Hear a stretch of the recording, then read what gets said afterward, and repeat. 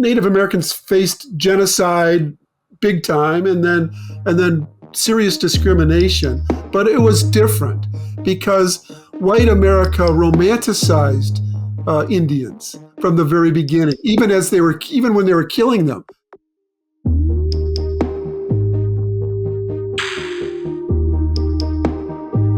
I love the new book, which I want to talk to you about, but I had one quick question for you. There was it's kind of a little aside in the Clinton book, which always stuck with me as a user of note cards. I just wanted to know more about it. You talk about his sort of index Rolodex card system, and I wanted to know about it. Well, that was my first book, Ryan, and so I actually talked to Taylor Branch and Robert Caro about how they organized. Yeah. And I think it was Taylor who said that he used index cards. So I thought, well, what the hell? It was 1992 when I started it. It was sort of before the era of all of the ways you could do it online. And as I said, I'm a technological idiot, so it sounded good to me. And I literally had probably 5,000 index cards in shoeboxes, arranged by both chronology and theme, and it worked. I've only done that for three. I stopped doing it after about 3 books, but that's how I got started. I'm a note card person myself. I'm working on my next book, and I've got my note cards in front of me. So I love hearing that Robert Caro and Taylor Branch both used them. You as well. I just thought I remembered in the book, didn't Clinton use note cards? Like he wrote down on like an index card everyone he ever met and what he could do for them. There was no connection between that and why I did it, but you're absolutely right. That was probably in the 70s. When he was starting to run for office, and he kept it for a few decades. But yeah, anybody he met, he would write down their name, anything he could know about them. It's interesting because, Clinton's intelligence sort of goes towards almost a photographic memory. So even though he had those note cards, he could meet somebody who he hadn't seen in 30 years and remember not only their name, but their parents' name and maybe even their phone number. But it all started with those note cards. Anybody he met was both a future voter or a future donor or somebody that could be helpful to him along his political rise. Well, and don't you think that with your experience with note cards, certainly it's been confirmed with mine, I feel like the act of putting it on the note card improves the memory, even although you are having this second backup that is the note card. Absolutely right. And that's why even though I don't use note cards as much anymore, I still do everything I can to make sure that whatever I write down is etched in my memory. So I'll transcribe all of my own interviews. I won't have somebody else do it. I will take my notes from 3-ring binders and then put together a master notes that helps me sort of etch it in my memory again.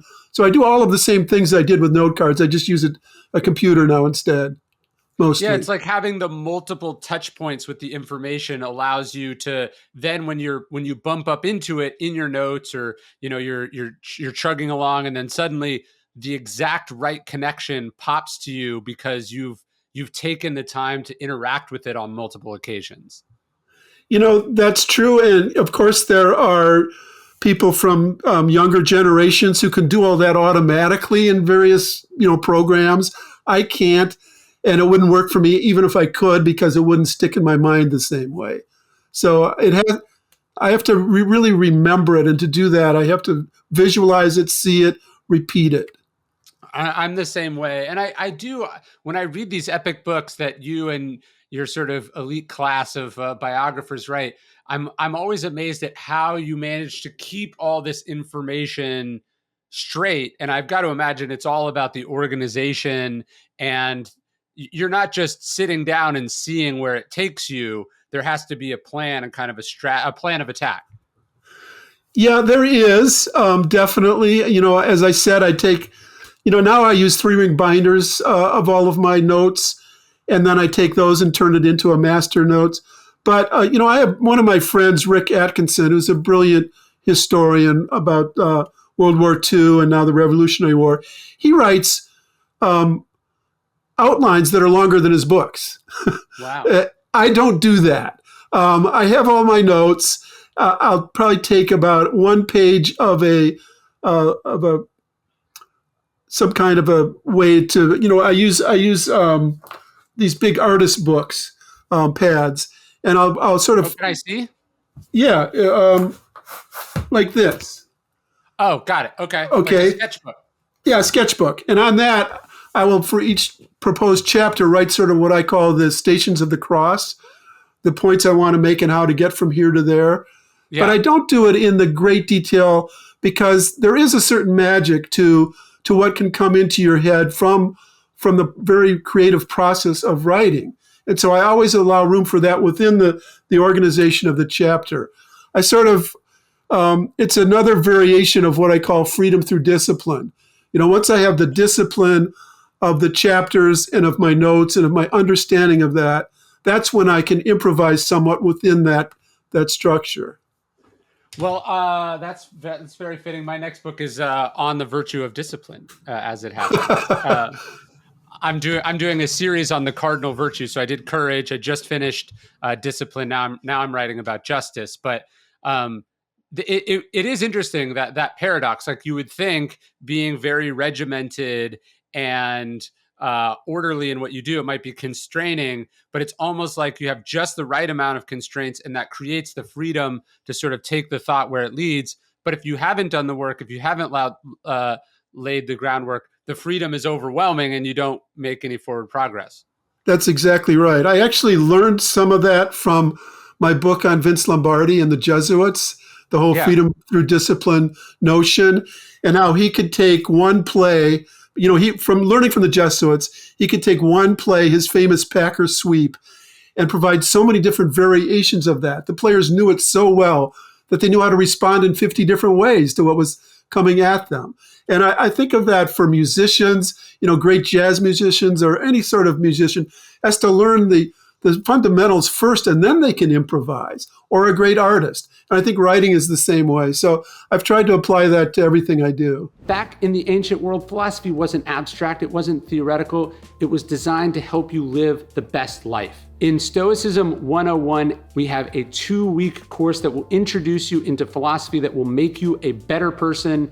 There's interviews with me, daily lessons that will challenge you to be better, give you new ways of thinking, tackling the problems of life, becoming your best self. As Marcus Aurelius says, you could be good today, but instead you choose tomorrow.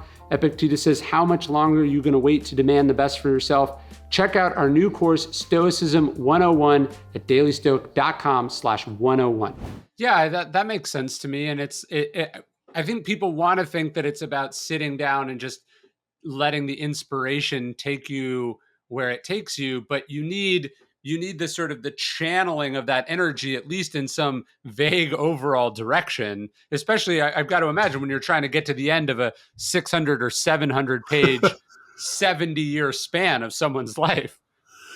Absolutely. A biography helps in that process because there's a natural skeleton to it, a structure of a life and death.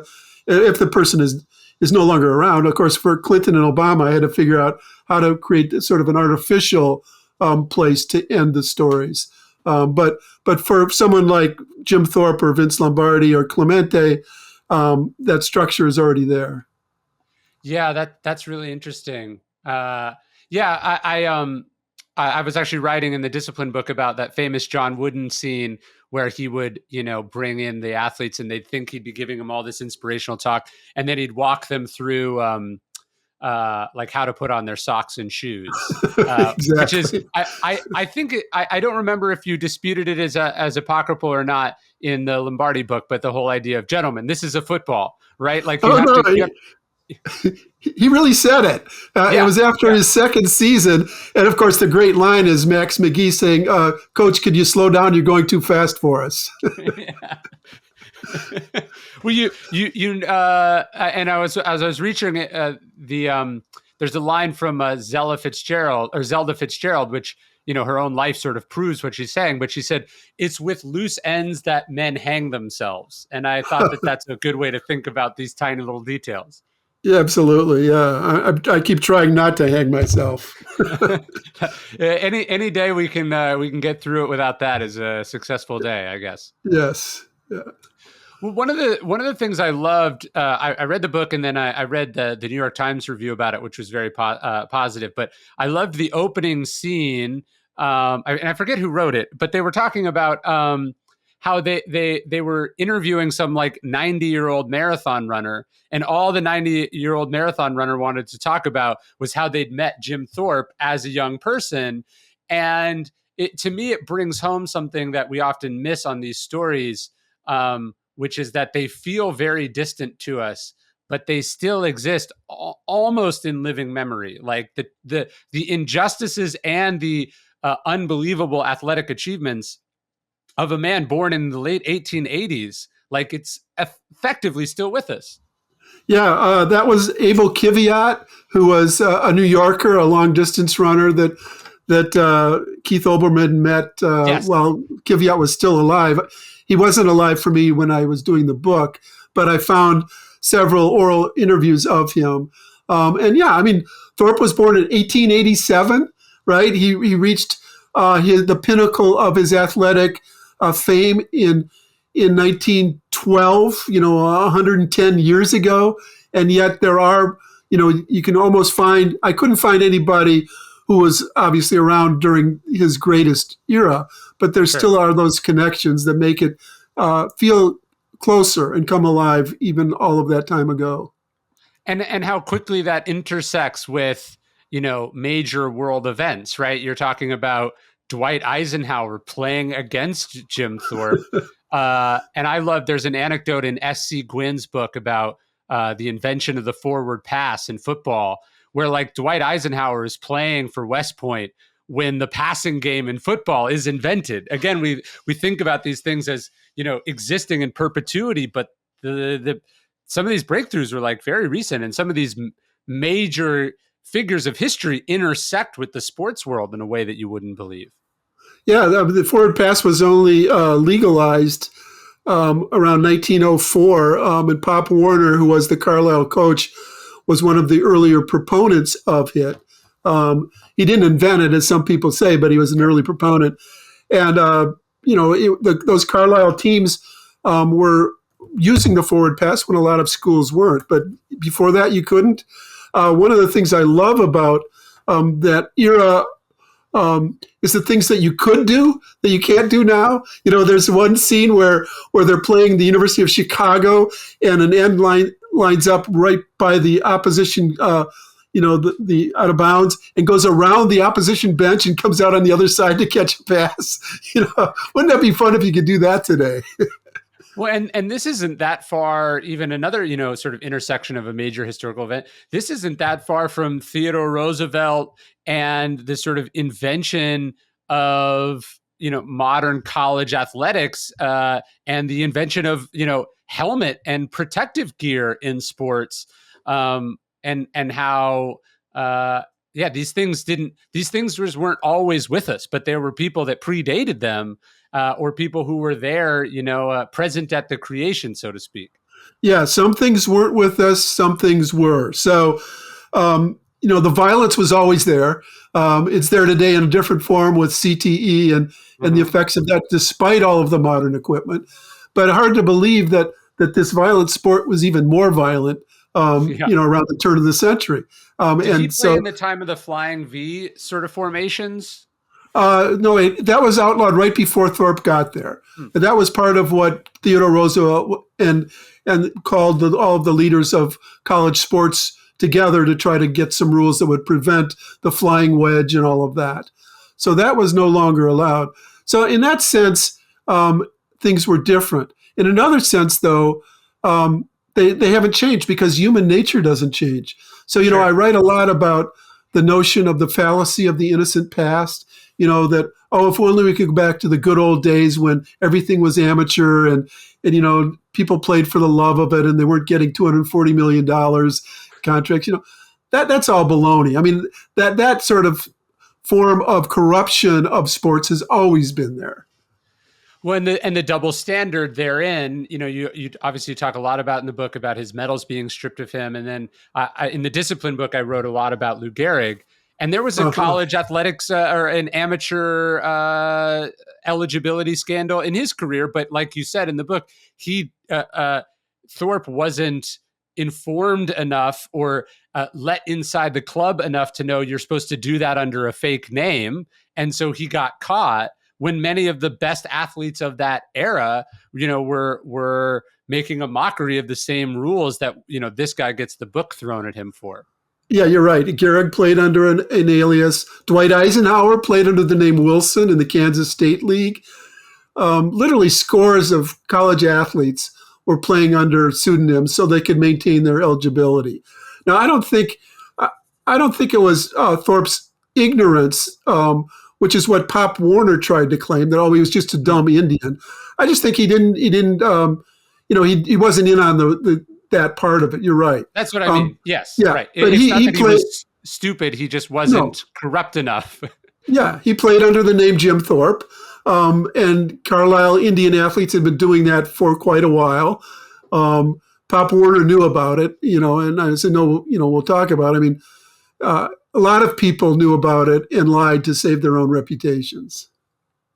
What was stunning to me too, you look at the cover of the book and, if it wasn't a black and white photo, he looks like he could have stepped off, football practice last week. Like you look at a lot of the old sports photos and some of the ones that are in the book, you definitely go, okay, this was an Right. athlete from a different era, especially like baseball and stuff. But just as far as like a raw athletic figure, he looks like he could be playing professional sports right now. It's pretty remarkable physique, style, to like it's surreal almost. Well, it's a paradigm. I mean, you look at that. I mean, it's magnetic, electric. Yeah. I mean, he is sort of the classic athlete, And as soon as I saw it, I said, thank you. That's the cover of the book. It just radiates that. And you're right. It is timeless in that sense. Yeah, it's. I mean, he looks like he could be an Abercrombie and Fitch model or something. Like it's. He doesn't look. And I wonder how much of that was, him sort of not being fully assimilated into society. So he's not, he's not as trendy of a figure then. He's sort of. It's more of the raw, unvarnished sort of athleteness in him, probably in the same way we can see ourselves in a Greek statue of a wrestler or something. Yeah, I think that's right. I mean, it's just so natural, I guess you'd say. It looks pure and so it's timeless, meaning it could be in ancient Greece or it could be today. Yes. And was he just one of those natural, amazing athletes, or was there sort of the work ethic behind it? I obviously he works very hard. You can't be good at sports if you don't work very hard. Right. But was he like a freak of nature, or was he more of a workhorse of an athlete? I think he was both. I mean, I definitely had that. When he got to Carlisle, the Indian school at age 16, he was only 5'5" and weighed 115 pounds. So he had this enormous growth spurt. But he did have natural strength, speed, and jumping ability, all of the things that made him that great all-around athlete. But I think it's kind of a tendency for sports writers and others, if there's especially an African American or in his case a Native American, if they have those skills, they're sort of, they're just naturals at it. Yes. But they work. And Thorpe not only worked physically at it and had since he was young, I mean, in other ways, hunting and fishing and walking long, long distances certainly helped his stamina. Jumping out of trees into the North Canadian River probably helped him in some ways, all the things he did as a kid. But he not only worked physically, although there was a somewhat racist stereotype that he didn't have to train for the Olympics, when in fact there are pictures showing that he trained and the other athletes saying it. But he also was a little bit ahead of his time mentally, I'd say. He could envision things. Mm. As that same Abel Kiviat told Keith Olbermann, you could do something and Thorpe could watch you do it and do it better than you could. And Yes. he had that sort of mental visualization of what he was going to achieve that also helped him. Yeah, I remember I read Bo Jackson's memoir a few years ago, and he was just sort of like, "Yeah, I don't practice. I'm just this way." So it does seem like there are certain people who are just, a one in a trillion package. Not that they don't also have a hunger and a tenacity and a skill for the game, but it's hard to tell because you can't really watch clips of him. Was he, No, right. what was his playing style? What did he like? Was he one of those graceful natural athletes, or was he one of those sort of sculpted himself into that? Yeah, you're right. I wish I could have seen more film of him during that era. But there are enough descriptions of him from Yeah. not just sports writers, but even the great poet Marianne Moore, who was his teacher at Carlisle, and she had a description of his sort of readiness to pounce um, uh, with equilibrium with plenty in reserve. She described it, that sort of pent up, ready energy. Um, so I had to base it more on that than any film that I could watch. I'm glad you mentioned Bo Jackson because I don't believe that either. I mean, he might have said it, but he's certainly, you have to practice to play football. And I consider Bo Jackson perhaps the closest when people ask me who's the Sure. Jim Thorpe of the modern era. I would say it was him, that he Well, not just you watch that clip of him breaking the bat over the leg, and you're just like, this guy, it was dealt a different set of cards than that, not just the rest of us, than even everyone else on the field. Oh, absolutely. Yeah. And Or you, he's the one who probably could have been a great decathlete too. yes. Um, and and now that you can pole vault with a vault that doesn't break, a pole that doesn't break. I mean, Jim Thorpe could barely pole vault because he'd break the pole, but that's the one event in the decathlon that was a little problematic for him. But strength, speed, and jumping ability, they both had it in, just in tremendous qualities.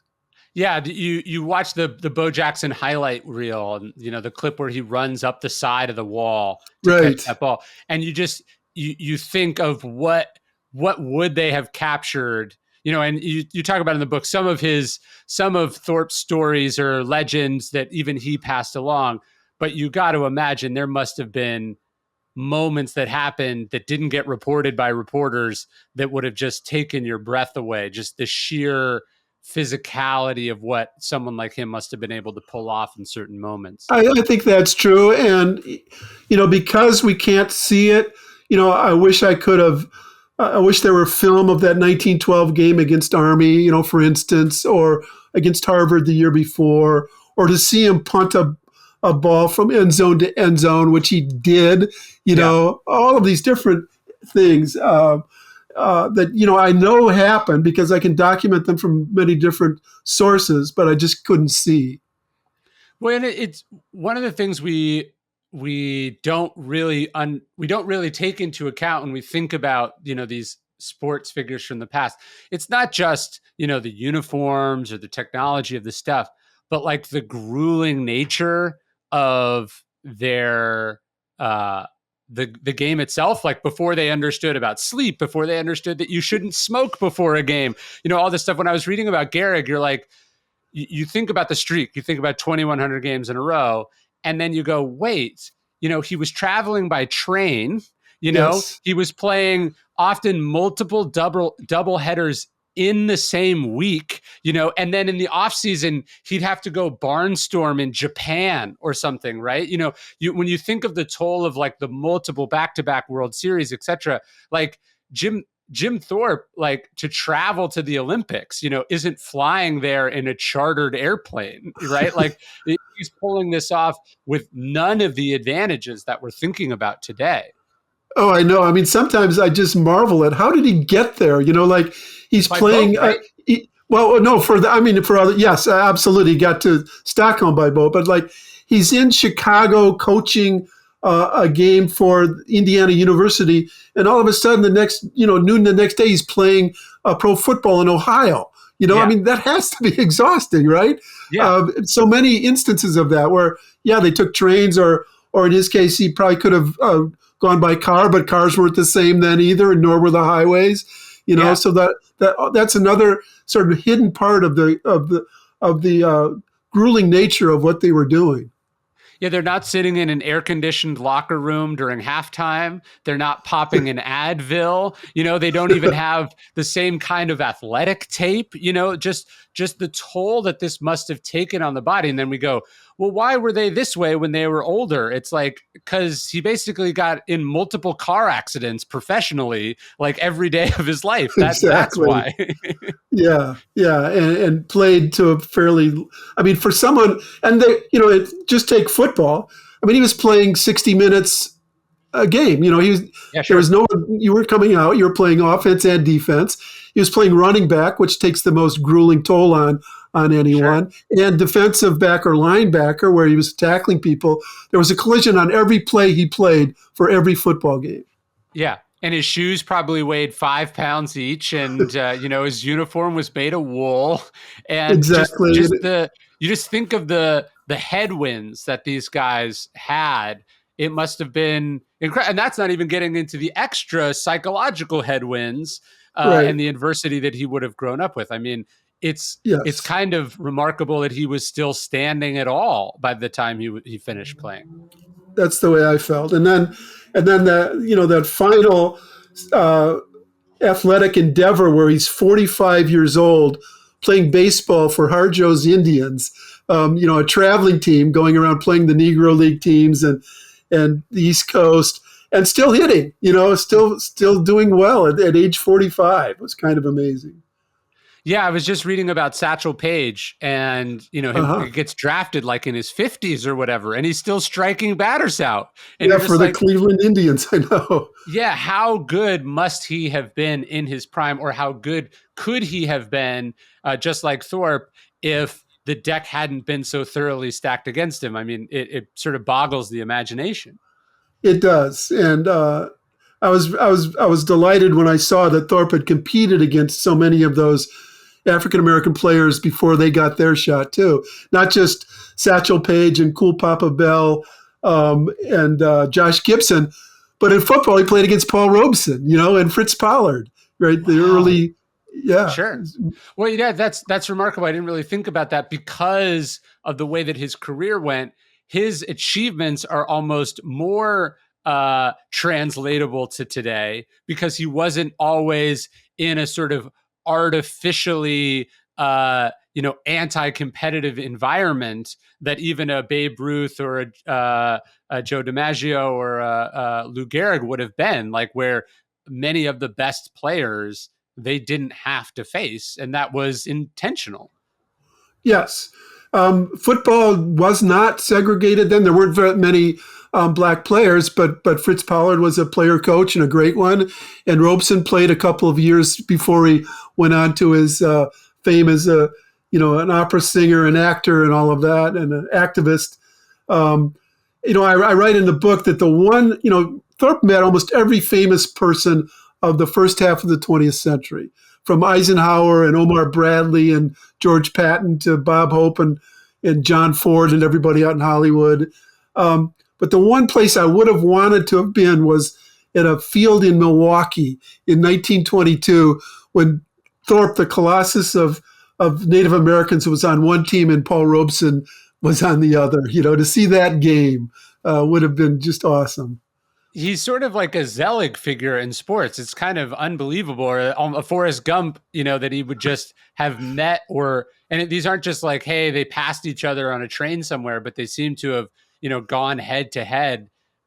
It's almost unbelievable. Yeah, it was a fun part of the book to sort of document all of the famous people that he encountered. I mean, Eisenhower famously said after that West Point game, "Yeah, I tackled Jim Thorpe once." Meaning he tackled him once in the whole game. Thorpe eventually knocked him out of the game. Yeah, it must have been weird to be this Native American guy. You're so talented, and then you're just like, oh yeah, this guy I played against just he just conquered, like he just won a world war, you know, like where these figures go on, and that must have been strange and obviously sad too. You know, you die in this trailer, more or less in obscurity and poverty. The world sort of having the world that sort of extracted what it wanted from you and then passed you by. Yeah, the last 25, 30 years of his life were difficult. I kept rooting for him for something better to happen. But some of it was, his own human flaws. He had trouble drinking and he wasn't home much. And the first two wives divorced him because of that and his drinking. And he didn't see his seven children as much as I would have, liked, or they would have liked. Sure. That's more important during their childhoods. Um, but he kept persevering. He kept trying no matter what obstacles were in his way. And I came to admire that. But you're right. I mean, he wanted more than anything, well, I'd say two things. He wanted to be a college football coach. He got that chance once for one season with Indiana University. Then the head coach was fired, and that was the end of that. And he wanted to somehow set up some kind of a hunting lodge or fishing lodge because he loved to hunt and fish more than anything else. And that never quite happened either. And there are points in his life where he's writing letters, and it's almost like Willy Loman. He keeps thinking that something good is going to happen, and these opportunities are going to open up in Florida or Cuba or somewhere, in Nevada, and they never do. And Well, yes, all the go hunting on. and fishing thing is an interesting, again, overlap with him and Bo Jackson, who you wouldn't, is this sort of avid bow hunter. And I wonder if it was the solitude of it, because they both seem like very introverted figures. That's something you talk a lot about in the book. He was not the gregarious sort of celebrity athlete who soaked up the spotlight. He had every opportunity to, but that doesn't seem to be who he was. No, he only did it when he had to stay alive. Yeah. Like be a greeter in a bar or something, or earlier the expectations of what an Indian should do, which is perform like in the stereotypes that white society expected of them. Do these halftime Indian shows and things like that. But that wasn't what he wanted to do or be, and he was much happier just off by himself or with his buddies hunting and fishing. The other historical character that I was thinking about, sort of related to him, and I guess I don't know if they ever met. Maybe you would, but I guess Major Taylor would have been about what 10 years older than Thorpe. Another one of those sort of Yes. transcendent athletes that the system chews up and spits out, and is more or less lost to history because it challenged the sort of uh, great white hope modality of sports. Yeah, I don't know honestly whether they ever met. I wouldn't doubt it. I do know that in the 1912 Olympics, aside from his teammate at Carlisle, Louis Tawanama, the two people he was closest to were Duke Tawanama and uh, Howard Drew, who was a black sprinter, who would have been the fastest man in the world, but he got hurt during those Olympics. But on the boat there and afterwards, there was this small group of minority athletes. Duke's, the Hawaiian Yeah. swimmer, and Drew, the sprinter from Massachusetts, Tawanama, Alex Sokalexic, another marathon runner from Penobscot in Maine, and Thorpe. And they sort of bonded together, and they all in various ways must have felt, sort of that, not isolation, but separation from the rest of the sort of, wealthier amateurs of that era. Was he more accepted in Europe? I know that sort of Major Taylor goes and just makes a fortune in France, Yes. as entertainers often did. It was seen, race was just seen differently there. But how did that go for Thorpe? Was he sort of feted about in Europe, or was that a one time thing when he was in the Olympics? It was not a one time thing. I mean, actually, the year after that, he toured the world with the New York Giants baseball team and the Chicago White Sox. And they went from Japan to China to Philippines, Australia, Egypt, and then Europe. And nobody else on those teams, even the Hall of Famers, Tris Speaker and Sam Crawford, nobody knew them. Yeah. Everybody knew Jim Thorpe, and they wanted to see him. So he had this global name and identity that no other really American athlete of that era had. I mean, even the great Dempsey, or the tennis players or golfers were not as big as Jim Thorpe in the world in that period. He was like It, Muhammad Ali, sort of.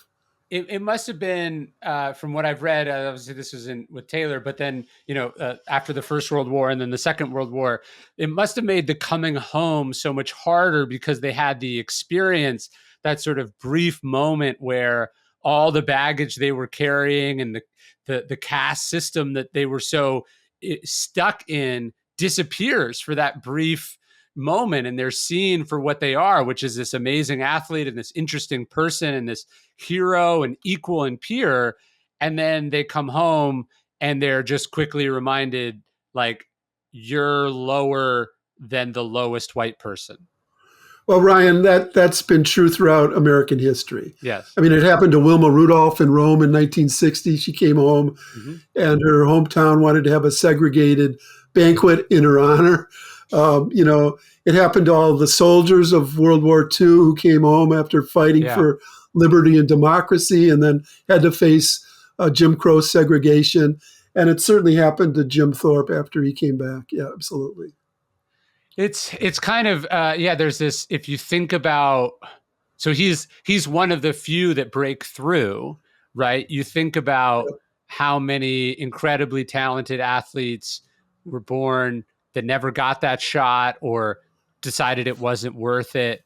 Again, not just the loss of the footage of the moments he was in, but the sort of invisible graveyard of other brilliantly talented people that these attitudes have cost, the world, but America specifically for generations. It's one interesting aspect to that is the difference between African Americans and Native Americans and the way that white society perceived them. So that, Thorpe could play Major League Baseball, right? At a time when no black baseball player could. He could go to the deep South, Jim Crow South, and give speeches at a time when the only blacks at a touchdown club would be, the waiters. And the difference is largely that for a lot of different historical reasons, Native Americans faced genocide big time, and then serious discrimination. But it was different because white America romanticized Indians from the very beginning, even when they were killing them.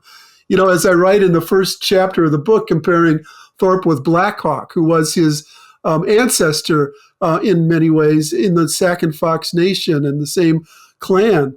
When Black Hawk was captured after the Black Hawk War, white society went nuts to see him, right? And sort of everybody, the press throughout the country covered his travels through the East Coast as a prisoner of war, including the Southern newspapers that never would have done that for an African American. So, both discriminated against in horrible ways, but there was this difference in that from the beginning, white society also romanticized Indians. Could he have passed as white? Was that part of it too? Like, was it sort of, I mean, from the photo, like I'm saying. From the photo, you would say no, right? Yeah. Yeah. I mean, he was lighter skinned than, he had a twin brother who died sadly at age 9 in one of those Indian boarding schools, who had darker skin than Jim. But no, all of his features show that he was a Native American. I don't think he could have passed in that sense, but yet Native Americans and his status as an athlete, all of that helped him sort of at least maneuver within white society in ways that blacks could not. Yeah, for whatever reason, the convoluted, insane logic of a white supremacist system make an exception, or he's outside that system. He doesn't clearly sit here or there in the hierarchy, and then you look for excuses when it benefits you. Also, I have to imagine in a system like that, there are probably lots of people that looked like Jim Thorpe that experienced a much worse version of America at that time. Probably could not travel so easily in the South or somewhere else. Yeah, no doubt that his status helped him in that regard, but he suffered enough himself, so that was plenty. Well, how do you think about that? That's one of the fascinating parts of American culture, particularly in these sort of minority communities, which is the person who is so mistreated and underappreciated in that system endures it with this kind of dignity and poise, and puts up with it is the wrong word. It's just it is it takes I guess it's surreal to watch someone endure with quiet dignity what he endures when he had every incentive or reason to say, like, I'm going to live in Sweden now. You know what I mean? As someone like Paul Robeson, and other talented African Americans would do. Yeah. Yeah, I think that in that sense, Thorpe was sort of emblematic of all Native Americans. I mean, they endured these horrific um, things in the Indian boarding schools, where they were subjected to the worst kind of forced assimilation.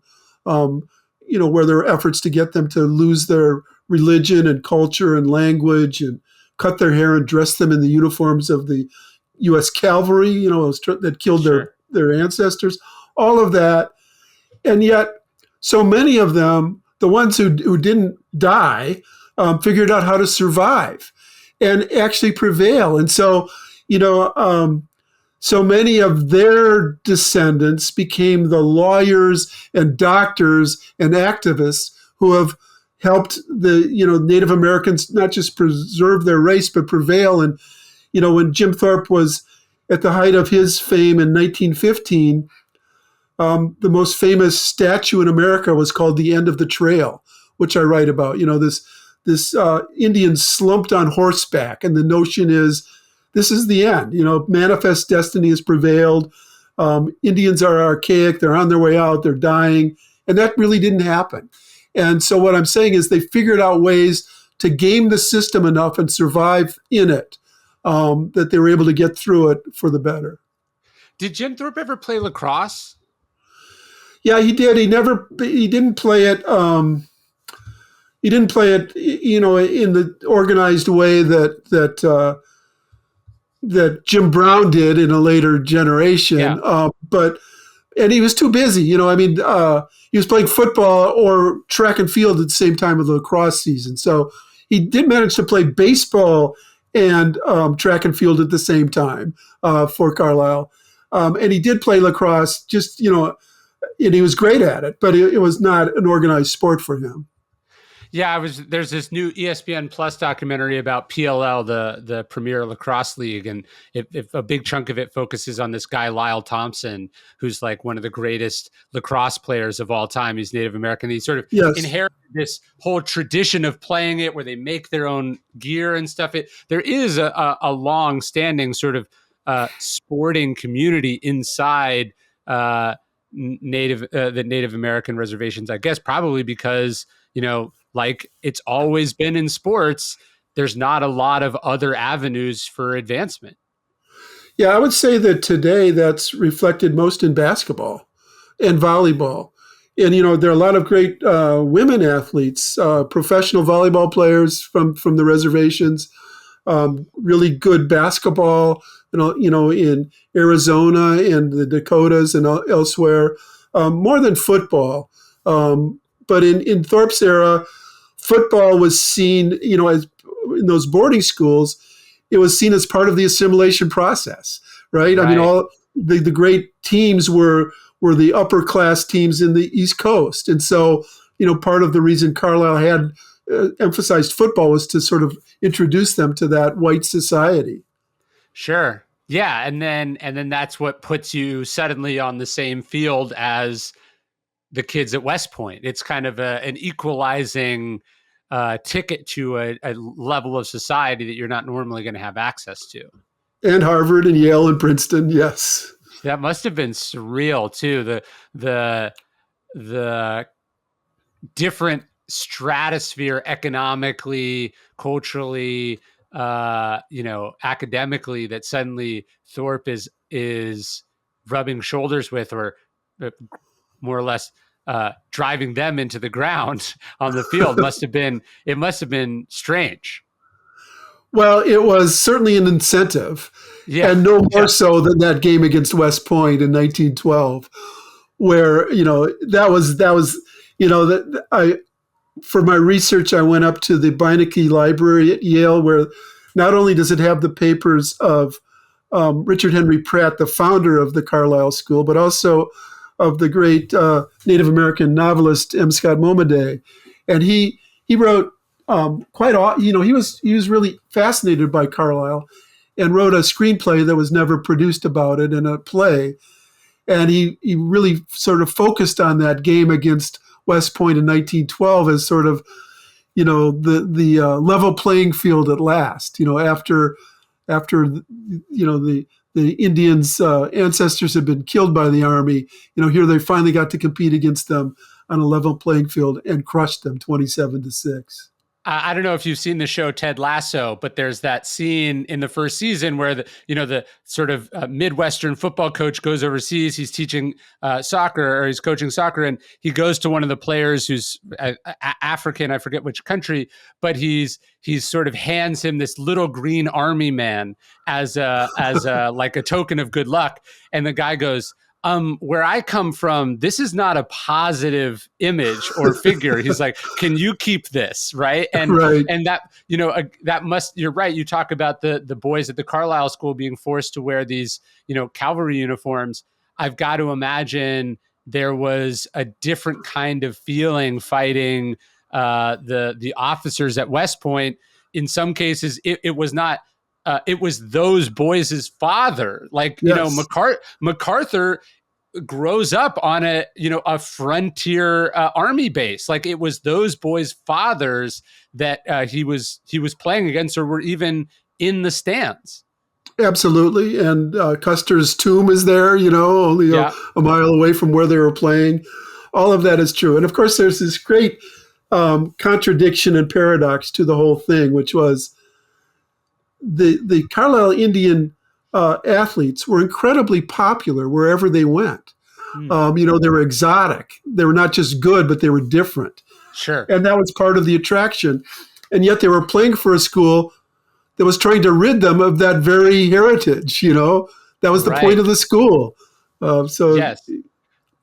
Right. You have that horrible sort of motto in the book of Indian policy at that time.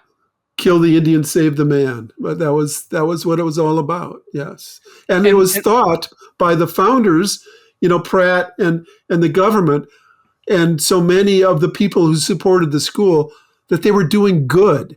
That they were saving the Indians who had been suffering from genocide before that, and that the only way they could survive was by becoming white.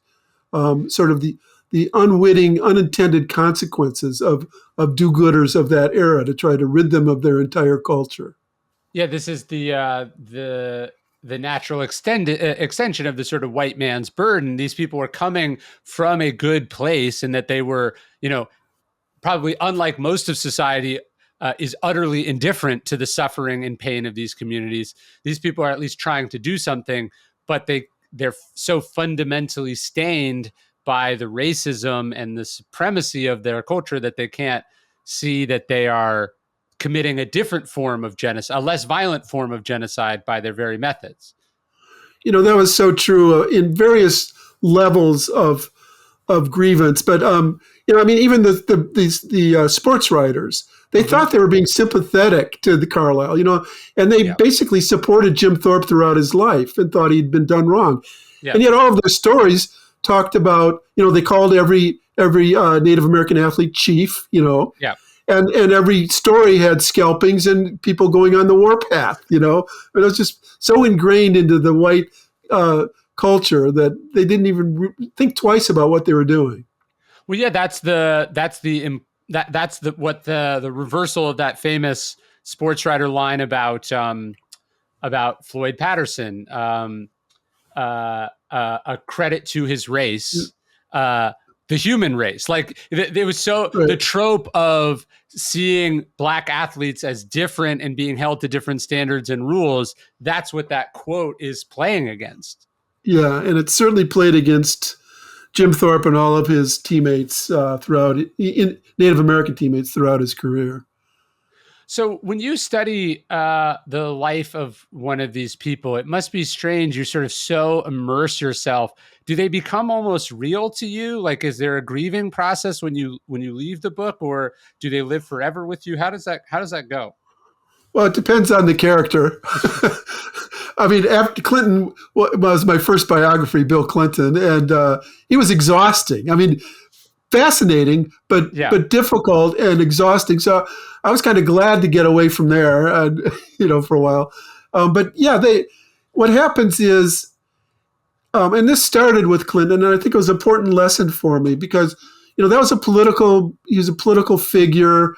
It was my first biography, and there were chapters in the book where I found him very admirable yeah, when he was like a young law professor at Arkansas, really saving the first wave of black law students there, and chapters where I found him not at all yeah. reputable and I didn't like him. And so as I was finishing that book, I really beat myself up and said, what is it? This is a biography. Do you like this guy or not? Mm, And then I realized that he was that duality. You couldn't separate the two. And that was him. And that's the way most human beings are to one degree or another. He perhaps more so than others. And that he's a character in my book. And I have to appreciate that whatever he's doing to try to understand it. And that really has helped me through all of my biographies. I do become obsessed with them.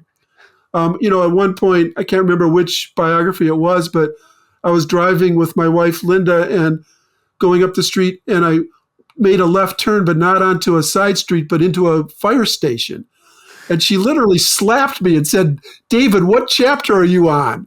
you know, and so yeah. it does become that intense, and I am living with these characters, and they do stay with me um, until the next one comes along and sort of takes over the obsession.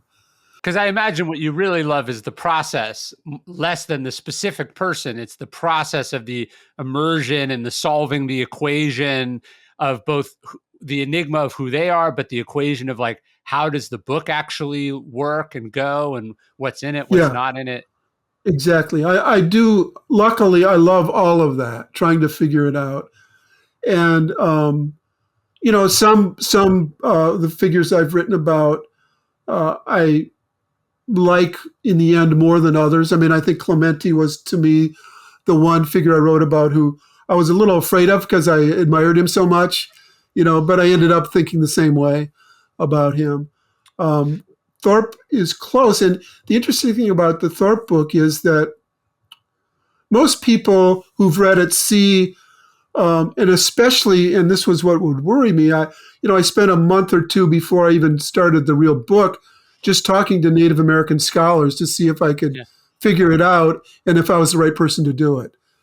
Yeah. And just this, at the National Book Festival, my interlocutor was Kevin Gover, who was the head of the National Museum of American Indians and had been the head of the Indian Bureau and was a Pawnee from Oklahoma. And at the end, he thanked me for my understanding of it. And that meant an enormous amount to me. That I'm trying to sort of get inside these people, be honest about everything about them, their talents and their flaws, but from a sympathetic, humanistic viewpoint. And so that's where I came out on Jim Thorpe. And a few people have read it and said, I don't like this guy, but very few. And that says more about what they brought into the book than what everybody brings in their own life into a book, a reading of a book. So I didn't worry Yeah. about that. But the people that I really cared about understood what I was trying to do. Well, to go to the idea of sort of loving the process of it, it's kind of, I imagine, similar to where an athlete comes down. I remember Lance Armstrong said to me once that he hated racing; he only liked practicing, and that the racing was what they paid him for. And as an author, I think you have to like writing more than you like publishing. Oh, totally. I mean, the whole process after I'm done with the book is just anxiety. First, what are the reviews going to be like? Is it going to Yeah, sell? Are people going to understand it? And then exhaustion. Traveling around. Well, uh, my publisher is almost treating this book like COVID doesn't exist. I mean, I'm literally traveling to I know. 22 different events. I'm doing And that this that's month myself. and that's exhausting. I know. So, but everything before that, I mean, I grew up in a newspaper family. I love to write. I don't get writer's block unless I haven't done the research, which is what you learn as a trained journalist. Get the story first. And if you're having trouble writing it, it's because you don't have the story. Yeah.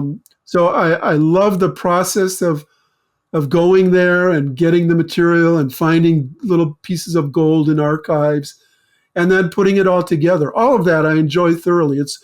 It's what I do in life. I'm kind of disorganized in other parts of my life, my wife would say, but for a book, I know how to do it and I love doing it. Well, as we wrap up, sort of a publishing slash sports question. You have a very touching dedication at the beginning of the book to Alice Mayhew, having written about great coaches and great athletes. What do you feel like a great editor like her was able to do? Because she worked with essentially every great biographer and nonfiction writer of the second half of the 20th century. What did she do? Like, what was her secret? What if you were doing the Lombardi style book about her? What's the story there? She had this gruff exterior, but just like Lombardi did. But she knew exactly how to treat every individual writer. And with me, she knew I was sensitive, and that I knew how to do it on my own. And so her main function with me was larger discussions about the larger meaning of my books, and letting me figure out all of the details. She didn't really edit the books in that sense, but she Sure. edited me in a larger sense. And she was incredibly encouraging, and always sort of wanting to talk about the issues of the book, and understanding that I was one of those writers that didn't really need her to come in and pencil edit a book, but I did love the whole process of talking about it with her. And then she was fiercely defending anything I did after that, and pushing it, and really believing in me, and giving me the encouragement that made a lot of difference. Yeah, writers, unlike athletes, are more like, I guess, lone wolves. So it's probably closer to like a great golf instructor or something than a Uh-huh. Lombardi figure. Yeah, no, exactly. I mean, totally lone wolves. I mean, that was one of the great things about COVID is it didn't. I mean, it affected my travel some, but I could sit in my office anyway and write 12 hours a day. So and I was alone, except for talking on the phone to friends or stuff like that, or hanging out with my wife. Well, Um, it was closer to what we should be doing every day as opposed to disrupting what we normally do every day. It's Isn't like, that oh, true? I mean, I really yeah, realized how much of my time is spent traveling. When I went without before COVID, or just doing things that I didn't really have to do. yes, And so for this book, it was a plus and a minus. A plus that I didn't get to Stockholm. I mean, a minus, but sure. plus in that I really was able to focus almost entirely on what I was doing.